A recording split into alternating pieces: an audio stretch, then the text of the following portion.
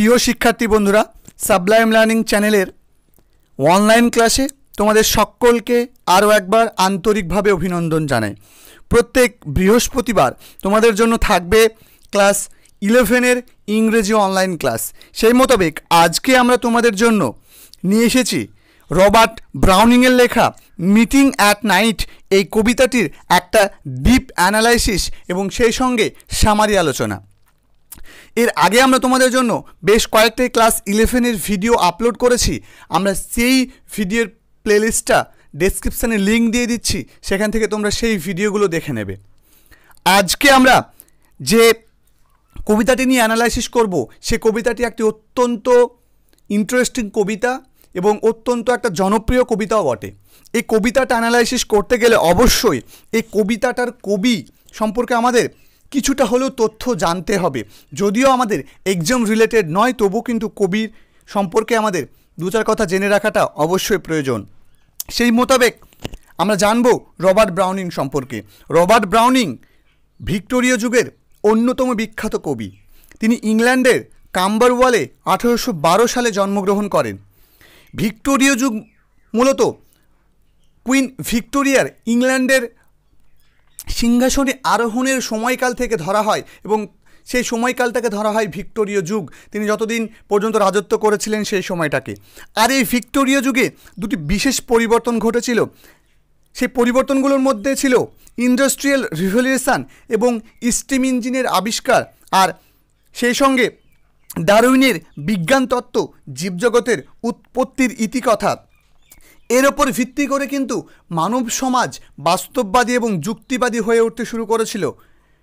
Romantic কবিতা যেখানে প্রকৃতিকে বিশেষ গুরুত্ব দিয়েছিল, প্রকৃতি নিয়ে রোমান্টিক কবিরা তাদের নিজস্ব ভাবনাচিন্তাগুলোকে বিস্তৃত করেছিলেন তাদের কবিতা এবং লেখনীর মধ্যে দিয়ে। ঠিক তেমনভাবে ভিক্টোরীয় যুগের কবিরা প্রকৃতিটাকে তেমন একটা প্রাধান্য না দিয়ে প্রকৃতির মাধ্যমেই, প্রকৃতির ছোঁয়ার মাধ্যমেই যেন মানুষকে তাদের কাব্যে বেশি স্থান দিয়েছে। মাত্র 22 বছর বয়সে তার প্রথম কাব্যগ্রন্থ পলাইন প্রকাশিত হয়। তার লেখা বিভিন্ন আরও অন্যান্য কিছু কর্ম যা ইংরেজি সাহিত্যকে সমৃদ্ধ করেছে, সেগুলোর মধ্যে বিশেষভাবে উল্লেখযোগ্য ছিল men and the women, dramatic romance, dramatic lyrics, dramatic personae, এইগুলি। এছাড়াও তার অত্যন্ত একটা জনপ্রিয় কবিতা হলো মাই লাস্ট ডাচেস। তিনি 1889 খ্রিস্টাব্দে মৃত্যুবরণ করেন। আমরা এতটুকু তথ্য দিলাম তোমাদেরকে যাতে তোমরা কবিতাটার সঙ্গে কিছুটা রিলেট করতে পারো। যেহেতু কবিতাটা ভিক্টোরীয় যুগের কবিতা, ফলে ভিক্টোরীয় যুগের কবিতাতে কিন্তু রাত্রিকালীন কোনো মেয়ের সঙ্গে দেখা করাটা একটা কিন্তু অন্য চোখে দেখা হতো, যেটা আমাদের বর্তমান সমাজেও কিন্তু এখনও দেখা হয়। কিন্তু সেই সময়তে রোমান্টিক যুগে কিন্তু এই প্রভাবটা অনেকটাই কিন্তু কঠিন ছিল। আরও বিভিন্ন রকম অবস্থা ছিল, সেগুলো আমাদের আলোচনার বিষয় নয়। আমাদের মূল আলোচনা হচ্ছে যে এই কবিতাটা নিয়ে। কবিতাটা সম্পর্কে একটা ইন্ট্রোডাকশান আমাদেরকে জানতেই হয়। ব্রাউনিং এর মিটিং অ্যাট নাইট একটা লাভ পোয়েম। এটি প্রথম 1885 সালে ড্রামাটিক রোমান্স অ্যান্ড লিরিক্সে প্রকাশিত হয়। প্রকাশনার সময় কবিতাটির নাম ছিল নাইট অ্যান্ড মর্নিং। পরবর্তীতে রবার্ট ব্রাউনিং কবিতাটিকে ভেঙে দুটি আলাদা আলাদা খণ্ডে বিভক্ত করেন এবং প্রথম অংশটির নাম দেন মিটিং অ্যাট নাইট আর দ্বিতীয় অংশটির নাম দেন পার্টিং অ্যাট মর্নিং। আমাদের আলোচ্য কবিতাটি হলো প্রথম অংশটি, অর্থাৎ মিটিং অ্যাট নাইট। এই কবিতাটিকে আমরা একটা আত্মজীবনীমূলক কবিতা বলতে পারি।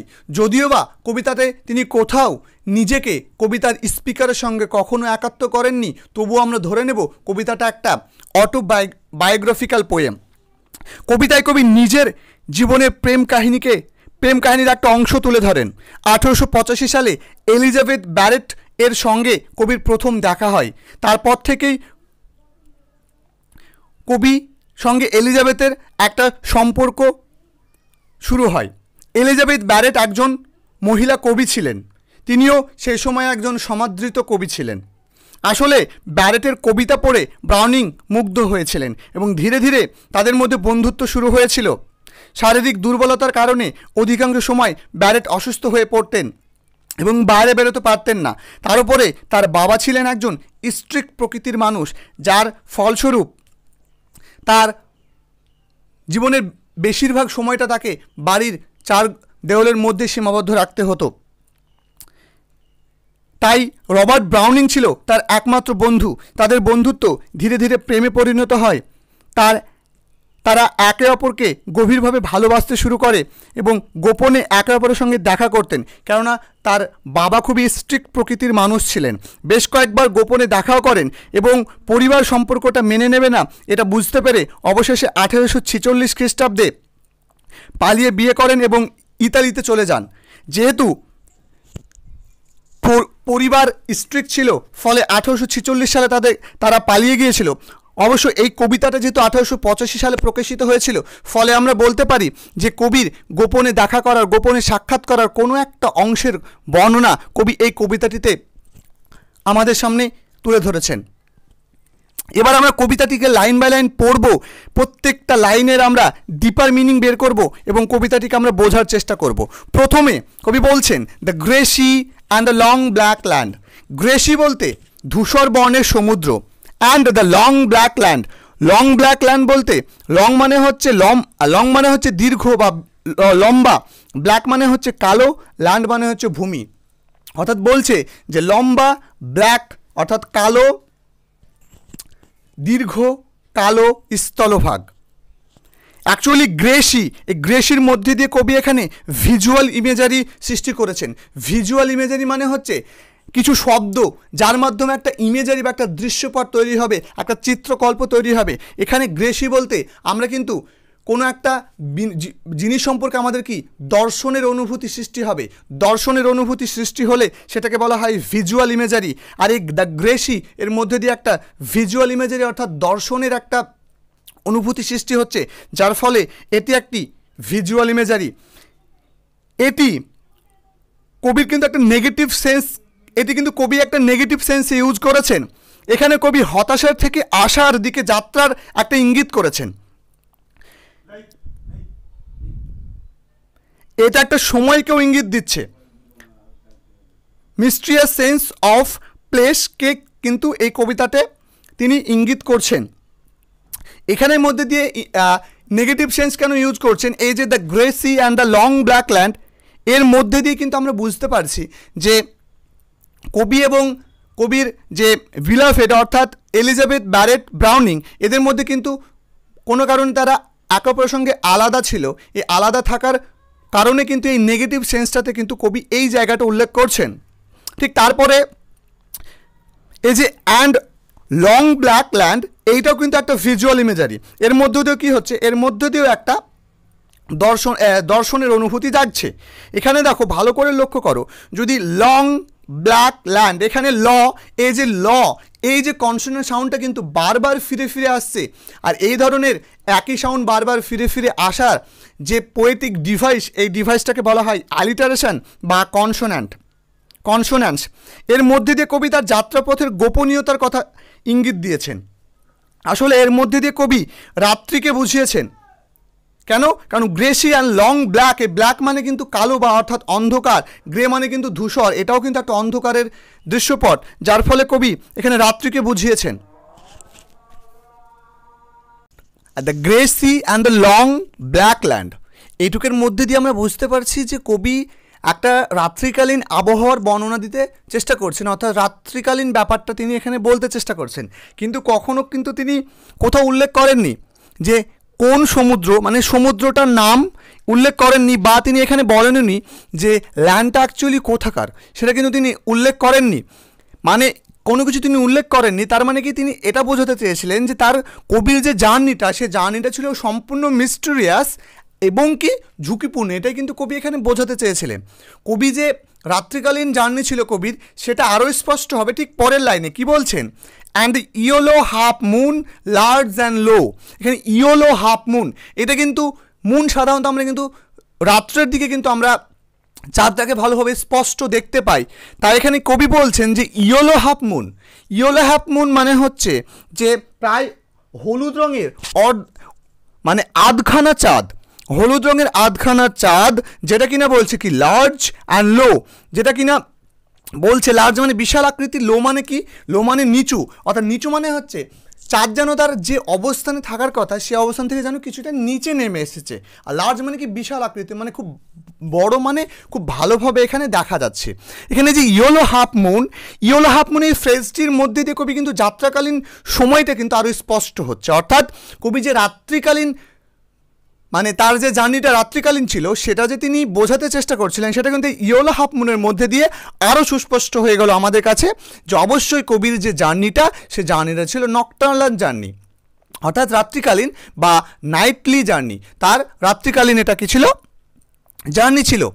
এই শব্দগুচ্ছের আসলে এই যে ইয়েলো, ইয়েলো কিন্তু আসলে উষ্ণতার প্রতীক, কিন্তু এই শব্দগুচ্ছের মধ্যে দিয়ে কবি তার বিলাভেটের সঙ্গে দেখা করার যে তীব্র আবেগ, সেই আবেগটাকে তিনি বোঝাতে চেষ্টা করেছেন, এবং এই আবেগটা যে ধীরে ধীরে বাড়ছে এটাকে কিন্তু এখানে বোঝানোর চেষ্টা করেছেন। তিনি এই যে লার্জ অ্যান্ড লো, এই ল সাউন্ডটাকে তিনি দ্বিত্ব ইউজ করেছেন। ল সাউন্ড দ্বিত্ব ইউজ মানে আমরা এক্ষুনি বললাম যে সেটা কি, সেটা হচ্ছে অ্যালিটারেশন। আর এই লার্জ অ্যান্ড লো এটার মধ্যে দিয়েও জানো কি লো, লো মানে কি নিচু হয়ে যাচ্ছে, মানে কি তার জার্নিটা স্টার্ট করে দিয়েছে কবি, জার্নিটা স্টার্ট করে দেওয়ার ফলে জার্নিটা নিজের গন্তব্যস্থল থেকে যত তার বিলেভেডের গন্তব্যস্থলের দিকে এগিয়ে যাচ্ছে তার আবেগটা যেন ধীরে ধীরে বাড়ছে, এইটাকে তিনি কিন্তু এই লো শব্দটার মধ্যে দিয়ে কিন্তু তিনি বোঝাতে চেষ্টা করছেন। অর্থাৎ এই লার্জ অ্যান্ড লো এটাও কি, এটা হচ্ছে এক ধরনের পোয়েটিক ডিভাইস, এটা হলো একটা অ্যালিটারেশন। ঠিক এরপরে কবি বলছেন and the startled little waves that leap. এখানে startled little waves, startled little wave মানে দেখো এখানে কিন্তু কবি একটা ভিজুয়াল ইমেজারি সৃষ্টি করছেন। ঠিক ইয়েলো হাফ মুনে কিন্তু একটা ভিজুয়াল ইমেজারি সৃষ্টি করছিলেন, মানে দর্শনের অনুভূতি। দেখো স্টার্টেল little waves, startled little wave মানে হচ্ছে একটা ভিজুয়াল ইমেজারি, মানে চমকিত যেন ছোট্ট ছোট্ট কি ঢেউগুলি কি করছে, দ্যাট লিপ যেটা কি লাফাচ্ছে। এখানে লিপ বলতে লাফানো, কেন কেন এখানে কবি এটা ইউজ করছেন, দেখো এখানে কবি সমুদ্রের জলের ঢেউকে ছোট্ট চমকিত বলে উল্লেখ করেছেন। কবি ওয়েভসকে মানবিক গুণ আরোপ করেছেন এবং ওয়েভসকে জীবন্ত এবং কর্মচঞ্চল করে তুলেছেন। ঠিক এরপরে কবি বলছেন দ্যাট লিপ মানে কি, এটা লাফায়, লিপ ওয়েভস লিপ অর্থাৎ কিন্তু ঢেউগুলি লাফায়। এখানে এই যে দ্যাট লিফ এটুকের মধ্যে দিয়ে কিন্তু মানুষ্য গুণাবলী, অর্থাৎ এই যে ওয়েভসের মধ্যে মনুষ্যের বা মানবের গুণাবলী যে আরোপ করেছেন কবি, এটা কিন্তু স্পষ্ট হয়ে গেল। এবং এখানে কবি ওয়েভসকে মানুষের গুণাবলী আরোপ করেছেন এবং কবি তার নিজের হৃদয়ের আবেগের ঢেউয়ের তীব্রতাকে এখানে কিন্তু তিনি ইঙ্গিত করতে চেয়েছেন। আর এই ধরনের পোয়েটিক ডিভাইসটাকে বলা হয় পার্সোনিফিকেশন। অর্থাৎ এখানে বলছেন the startled little waves that leap মানে কি, যে চমকিত ছোট ছোট ঢেউগুলি যেন কি লাফাচ্ছে। এখানে আমরা একটা কথা তোমাদের বলি, দেখো প্রথমে কবি কিন্তু অ্যান্ড বলছিলেন, তারপরে আবার and yellow half moon, and low, and startled, মানে বারবার কেন তিনি অ্যান্ড কথাটা উল্লেখ করছেন, অর্থাৎ তিনি যে তার জার্নিটার বা যাত্রাটার বর্ণনা দিচ্ছেন।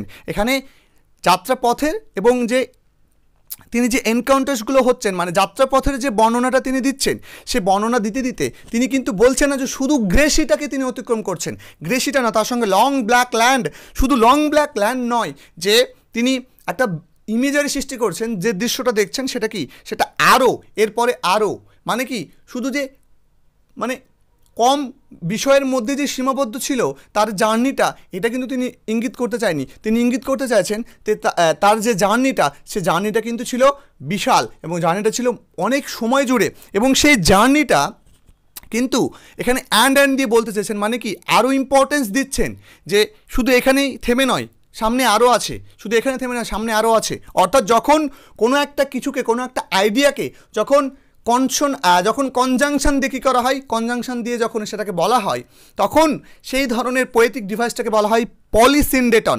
এখানে কবি পলিসিনডেটনের কিন্তু খুব দারুণ ইউজ করেছেন। এরপরে বলছেন কবি in fiery ringlets from their sleep. এখানে ফায়ারি রিংলেটস মধ্যে দিয়ে তিনি একটা ভিজুয়াল ইমেজারি সৃষ্টি করছেন, মানে একটা দর্শনের অনুভূতি জাগছে। ফায়ারি রিংলেটস মানে হচ্ছে অগ্নিস্ফুলিঙ্গ, ফায়ারি রিংলেটস মানে হচ্ছে অগ্নিস্ফুলিঙ্গ, মানে অগ্নির মতো প্রায় একটা রিং বলয় এরকম বোঝাচ্ছেন। আসলে কবি যখন নৌকাতে করে যাত্রা করছিলেন, মানে এটার মাধ্যমে বোঝা যাচ্ছে যে নৌকাতে করে কবি হয়তো কোনো একটা কিছুতে করে যাত্রা করছিলেন, আমরা ইঙ্গিত পেলাম যে নৌকাতে করে যাত্রা করছিলেন, তখন সমুদ্রের ঢেউগুলি যেন ঘুম থেকে আগুনের স্ফুলিঙ্গের মতো লাফিয়ে উঠছে। এটি আসলে কবির উষ্ণ আবেগকে ইঙ্গিত করছে, অর্থাৎ কবির আবেগ যে ধীরে ধীরে উষ্ণ থেকে উষ্ণতর হয়ে উঠছে এটাকে কিন্তু এখানে ইঙ্গিত করছেন। অর্থাৎ বলছে যে ঘুম থেকে যেন সমুদ্রের ঢেউগুলি জেগে আগুনের স্ফুলিঙ্গের মতো কি লাফাচ্ছে। অর্থাৎ এখানেও এক ধরনের একটা অ্যালিটারেশন, এই পার্সোনিফিকেশন কিন্তু কবি ইঙ্গিত করেছেন। এটা অন্যভাবে ব্যাখ্যা করা যেতে পারে। অ্যাকচুয়ালি ফায়ারি রিংলেটস বলতে কবি তার প্রেমিকার উজ্জ্বল কেশগুচ্ছকে ইঙ্গিত করেছেন। তিনি যতই নিজের গন্তব্যস্থল থেকে প্রেমিকার গন্তব্যস্থলের দিকে এগিয়ে যাচ্ছেন, তখন যেন প্রেমিকার উজ্জ্বল কেশগুচ্ছ তার চোখের সামনে উদ্ভাসিত হয়ে উঠছে, এবং এই সৌন্দর্যটাকে বলার জন্য কিন্তু তিনি এখানে এই ফায়ারি রিংলেটসটাকে কিন্তু ইউজ করেছেন। অর্থাৎ in fiery ringlets from the sleep, এর যে লিটারাল মিনিং সেটা হবে এমন যে ঘুম থেকে লাফাচ্ছে উজ্জ্বল আলোক স্ফুলিঙ্গের মতো। ঠিক তারপরে বলছেন as I gain the gov with pushing prow. এখানে পুশিং প্রো প সাউন্ডটা ইউজ করছেন, তিনি ডবল ইউজ করছেন। এটা একটা অ্যালিটারেশন বা কনসোন্যান্স, আমরা আলোচনা করলাম বিষয়টা কি। এবার বলছেন যে অ্যাজ আই গেন মানে হচ্ছে রিচ, মানে পৌঁছন। এখানে আই অর্থাৎ কি ফার্স্ট পারসন ন্যারেশনে লিখেছেন, তার জন্য আমরা এটাকে একটা বায়োগ্রাফিক্যাল পোয়েম হিসেবে ধরলাম, এবং আমরা আই বলতে কবিকে ইন্ডিকেট করছি, কিন্তু কখনো আমরা শিওর নই যে কিন্তু আই বলতে কবি নিজেই, এখানে কিন্তু স্পিকারও হতে পারে, কিন্তু আমরা ধরে নিলাম যে আই বলতে কবি। বলছে আই গেন, আমি পৌঁছেছি কোথায়, বলছে যে the cove with pushing prow. এখানে কিন্তু কবি কোভ বলতে a sheltered space on the coast, মানে তীরে কোনো একটা জায়গা, আর গেন মানে হচ্ছে পৌঁছানো। পুশিং প্রো এখানে একটা alliteration. In the front of the boat that is being guided forward to reach inlet, অর্থাৎ কোনো একটা আমি যে গন্তব্যস্থলে যাচ্ছিলাম সেটাকে ইঙ্গিত করছিল, অর্থাৎ যে নৌকার অগ্রভাগের যে সূচালো অংশটা সেটা কিন্তু এখানে বোঝানোর চেষ্টা করেছেন কবি। অর্থাৎ কবি এখানে বলছেন কি, বলছেন যে আর আমি নৌকার সামনের অংশটাকে পুশিং মানে কি ঠেলে দিয়ে, প্রো মানে কি সামনের অংশটা, দ্য কোভ মানে হচ্ছে একটা স্থান বা তীর। অর্থাৎ এখানে বলছে যে কবি যেন যে সমুদ্রটাতে যাত্রা করছিল সেই যাত্রাটা কিন্তু এখানে যে কবি নৌকাতে করে যাত্রা করছিল এটা কিন্তু আরও স্পষ্ট হলো এই লাইনটার মধ্যে দিয়ে। আর কবি যাত্রা করতে করতে কি বলছেন কি, যে কবি তার নৌকাটাকে ঠেলে দিয়ে যেন তীরে গিয়ে পৌঁছালেন। অর্থাৎ নৌকাটাকে সামনে ঠেলে কি করলেন, তীরে পৌঁছালেন, এগিয়ে গেলেন। And quench its speed in the slushy sand, ভালো করে লক্ষ্য করো। কোয়েঞ্চ ইটস স্পিড মানে হচ্ছে স্লো ডাউন, মানে কি কমানো। অর্থাৎ যে নৌকাটা চালাচ্ছিল সেই নৌকাটার গতিটা কী করা হলো, গতিটা কিন্তু এখানে থামিয়ে দেওয়া হলো। এখানে কবি প্রেমিকার সঙ্গে দেখা করার তৃষ্ণাটা নৌকার তীরে আশায় কিন্তু পরিতৃপ্ত হয়েছে। অর্থাৎ কবির যেন একটা যাত্রা পথ যেন কবির কী হয়েছে, শেষ হয়েছে, ফিনিশ হয়েছে।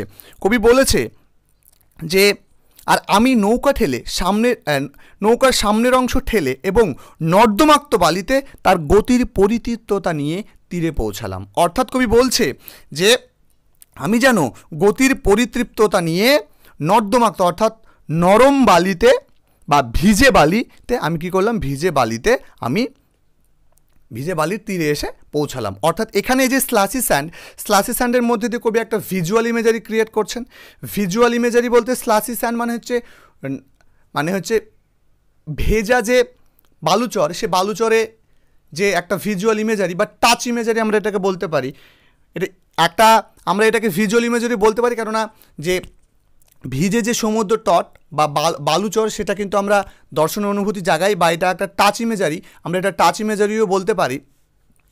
কেননা এখানে কবি কিন্তু যে নৌকা থেকে তীরে নামার পরে কিন্তু যে সমুদ্র তটের যে ভেজা বালি থাকে সে বালির যে অনুভূতিটা সেটা কিন্তু কবি এখানে ফিল করতে পেরেছিলেন, এবং বলছে যে এতক্ষণের জার্নির পরে কবির যেন তৃপ্তি পেয়েছে। যেমন আমরা তৃষ্ণা পেলে যেমন আমরা জল পান করি, করে যেমন আমাদের তৃষ্ণাটা মেটায়, এখানে কোয়েঁচ মানে কিন্তু এমনি তৃষ্ণা মেটানো। কিন্তু এখানে কবি বলতে চেয়েছে যে লং জার্নির পরে অবশেষে কি নৌকোটা তীরে এসে থেমেছে এবং কবি কবি কবি কোথায় নেমেছে? কবি যেন তীরে নেমেছে, অর্থাৎ কবি যেন তার প্রেমিকার খুব কাছাকাছি চলে এসেছে। অর্থাৎ এখানে এই বিষয়টার মধ্যে দিয়ে কবি অ্যাকচুয়ালি প্রেমিকার সঙ্গে দেখা করার পূর্বের উত্তেজনা মানে কতটা ছিল সেটাকে কিন্তু তিনি এখানে ইঙ্গিত করার চেষ্টা করেছেন। আর এই যে স্ট্যাঞ্জাটা আমরা পড়লাম, অর্থাৎ 6 লাইন, এই কবিতাটা টোটাল 12 লাইন, এই যে 6 লাইন পড়লাম, তাহলে 6 লাইনের মধ্যে দিয়ে প্রথমে কবি নেচার বা ওয়েদার কেমন ছিল সেটাকে প্রথমে বর্ণনা করছিলেন প্রথম 3 লাইনে, এবং শেষ 3 লাইনে কবি কিন্তু তার যাত্রা পথ এবং যাত্রার যে বিষয়টা সেটাকে কিন্তু তিনি বর্ণনা করলেন। এখানে কবি কী ধরনের রিদম বা রাইম স্কিম কী ধরনের তিনি এখানে ইউজ করেছেন সেটা আমরা লক্ষ্য করব। দেখো, প্রথমে ল্যান্ড, তারপরে শেষের অর্ডটা লো, লিপ, স্লিপ, আর হচ্ছে প্রো, স্যান্ড। তাহলে আমরা ভালো করে লক্ষ্য করি, প্রথমেরটা এ দিলাম, পরেরটা প্রথমেরটা আমরা ল্যান্ড এ দিলাম, পরেরটা দেখো মিলল না কোনো কিছুর সঙ্গে, তাহলে আমরা বি দিলাম, তারপরে দেখো লিপ মিলছে, তাহলে এটাকে লিপ এটাও আলাদা, তাহলে এটাকে আমরা কী দিলাম? সি দিলাম। তাহলে প্রথম 3 লাইন দেখলাম যে কোনোটাই মেলেনি, এ বি সি দিলাম। ঠিক তারপরে দেখো ইন ফায়ারি রিংলেটস দেয়ার স্লিপ, এ লিপের সঙ্গে স্লিপ, লিপ স্লিপ, এই যে প সাউন্ডটা এসে মিলছে, এটা তাহলে 3 নম্বরের সঙ্গে মিলছে। মানে 3 নম্বরটা আমরা কী লিখেছিলাম? 3 নম্বরটা আমরা লিখেছিলাম সি। আমরা আলাদা আলাদা অ্যালফাবেট দিয়ে এটাকে আইডেন্টিফাই করি, তাহলে আমরা এটাকে কী দিব? এটাকে আমরা সি লিখব। তাহলে এ বি সি সি। দেখো প্রো, প্রো কার সঙ্গে মিলছে? এই যে লো, ডাব্লু, ডাব্লু মিলছে, তার মানে কি এটাকে আমরা দিলাম কি? বি। তারপরে শেষেরটা কি? শেষেরটা হচ্ছে স্যান্ড, আর উপরের সঙ্গে কার সঙ্গে মিলছে? তাহলে এ, তাহলে এর সঙ্গে মিলছে। প্রথমে দেখো আমরা শেষ দিক থেকে যদি মেলাই তাহলে কি হবে? প্রথম শেষ দিক থেকে যদি আমরা এ ধরি তাহলে এটা এ, তারপর একটা বি, তারপর একটা সি, তারপরে দেখো সি এর সঙ্গে সি মিলছে, তারপরে বি মিলছে, তারপরে কিন্তু আবার এ মিলছে। তার মানে ঠিক আমরা উল্টো দিক দিকেও যেভাবে আমরা ছন্দটাকে মেলাচ্ছি, আমরা সোজা দিক থেকে নিয়ে গেলেও ছন্দটা ঠিক সেইভাবে মিলছে। এটাই রবার্ট ব্রাউনিংয়ের এই কবিতাটার একটা বিশেষ মানে গুণ। তাহলে এই ছন্দটা কি হলো? ছন্দটা হলো A B C C B A, A B C C B A, এটা হচ্ছে প্রথম 6 লাইনের রাইম স্কিম।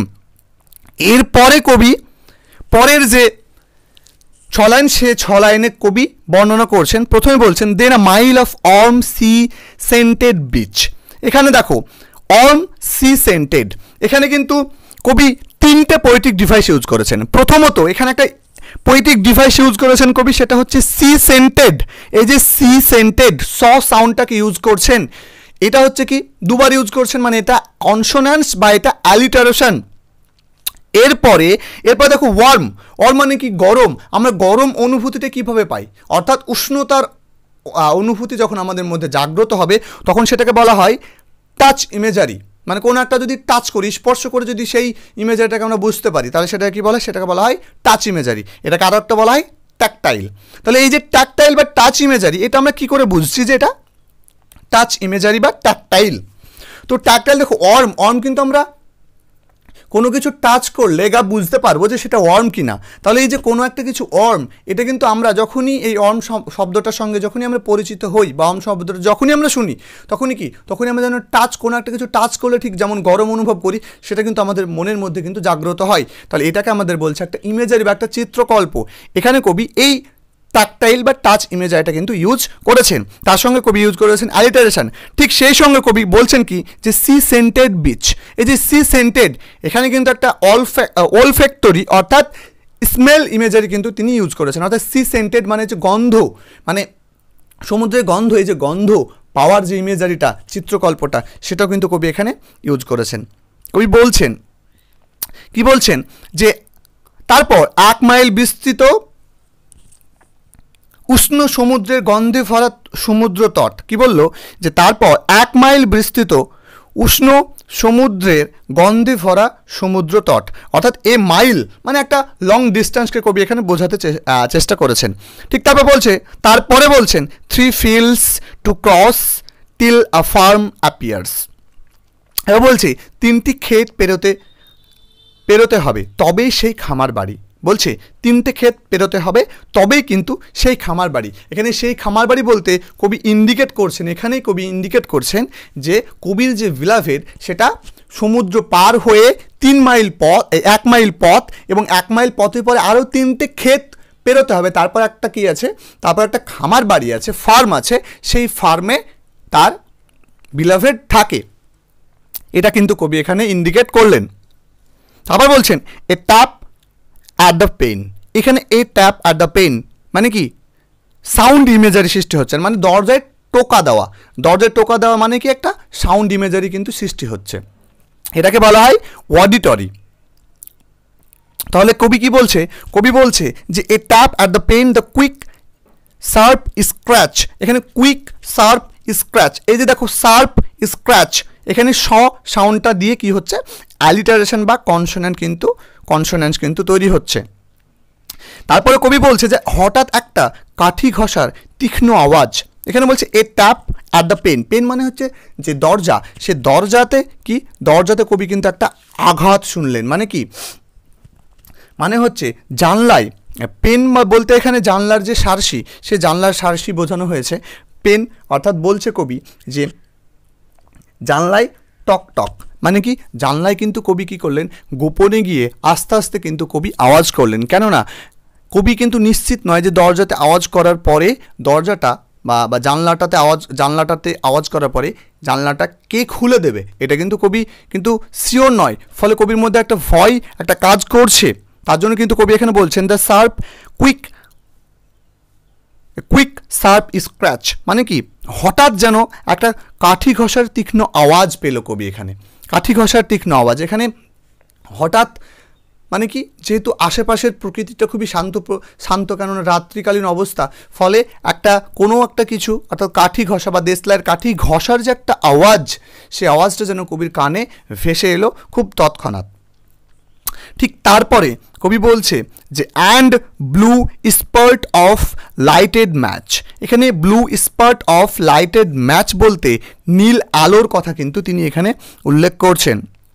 এখানেও এই যে blue spurt of lighted match, এই যে ব্লু স্পার্ট, এর মধ্য দিয়ে কবি একটা ভিজুয়াল ইমেজারি কিন্তু সৃষ্টি করেছেন। তারপরে কবি বলছেন যে নীল আলোর উদ্ভাস হলো, নীল আলোর উদ্ভাস হলো মানে কি একটা নীল আলো জ্বলে উঠলো, অর্থাৎ কেউ যেন কোনো একটা দেশলাইয়ের কাঠিতে কি কাঠি ঘষলো এবং কি কাঠি ঘষার আওয়াজটা কবির কানে ভেসে আসলো, ঠিক তারপর একটা নীল আলো কিন্তু কবি বুঝতে পারলেন, কবি ফিল করতে পারলেন, যেটা একটা ভিজুয়াল ইমেজারি, অর্থাৎ এই ইমেজারির মধ্যে দিয়ে পুরো কবিতাটা লিখেছেন এবং ইমেজারি এবং সিম্বলের ছোঁয়াছুঁই এই কবিতাটা কিন্তু আছে। পুরো কবিতাটা একটা ইমেজারি এবং একটা সিম্বলের মধ্যে দিয়ে কিন্তু কবিতাটা কবি উপস্থাপন করছেন।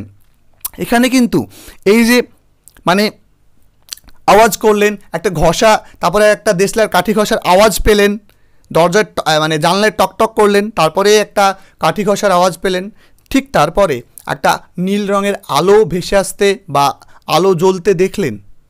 এটার মধ্যে দিয়ে কিন্তু কবি এই যে ডেঞ্জার, এটাকে কিন্তু কবি ইঙ্গিত করেছেন যে কতটা ডেঞ্জার হতে পারে, অন্য কেউ হতে পারে, বা কবি কিন্তু দেখা করার যে উত্তেজনাটা কাজ করছে, কবির মনের মধ্যে যে দেখা করার উত্তেজনাটা কাজ করছে, কাছে চলে এসেছে, দেখা করার যে তীব্র উত্তেজনাটা একদম মানে ফাইনাল যে উত্তেজনাটা, সেই অবস্থাটা কিন্তু কবির মনের মধ্যে সেই সময়তে কিন্তু কাজ করছে।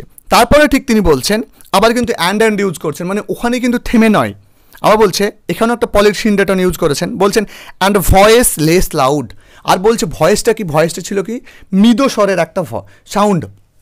মৃদু স্বরের সাউন্ড কেন বলছেন কবি, যে সাউন্ডটা যেন মানে খুবই মানে উচ্চারিত বা মানে আস্তে আস্তে সাউন্ডটা ভেসে আসছে বা ফিস ফিস শব্দে একটা সাউন্ড কিন্তু ভেসে আসলো। এ ভয়েস লেস লাউড, এটা কিন্তু একটা মানে আমরা বলতে পারি যে এটা একটা অডিটরি ইমেজারি এখানে কবি ইউজ করেছেন, এটা আমরা বলতে পারি।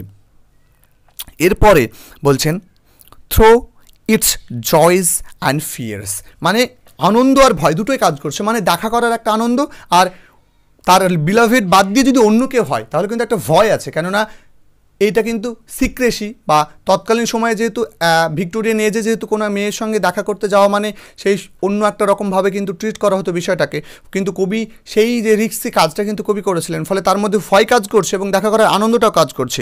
অর্থাৎ আনন্দ, এই লাইনটার অর্থ হবে আনন্দ ও ভয়ের মিশ্রণে একটা হালকা স্বর ভেসে এলো, মানে একটা মৃদু স্বর ভেসে এলো, আনন্দ আর ভয়ের মিশ্রণে একটা হালকা স্বর ভেসে এলো। এই লাইনটা কিন্তু খুবই ইম্পর্ট্যান্ট একটা লাইন, এই লাইনটা থেকে তোমাদের প্রশ্ন হতে পারে।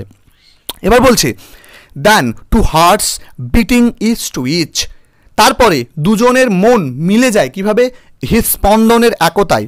দেন two hearts beating each to each, each to each মানে হচ্ছে মানে পরস্পর পরস্পর কী হয়, তাদের দুজনের মধ্যে হৃদস্পন্দনটা কিন্তু কী হয় হঠাৎ করে বেড়ে যায়, এবং হৃদস্পন্দনটা কী হয়, হৃদস্পন্দনের মধ্যে দিয়ে যেন দুজনের মন যেন একসঙ্গে মিলে যায়, অর্থাৎ কবি যেন ফাইনাল মিটিংটা কিন্তু সেখানে কিন্তু স্তমিত হয়ে যায়, অর্থাৎ কবি কিন্তু অবশেষে তার বিলাভেটের সঙ্গে দেখা করে। তো এই হচ্ছে কবিতাটা।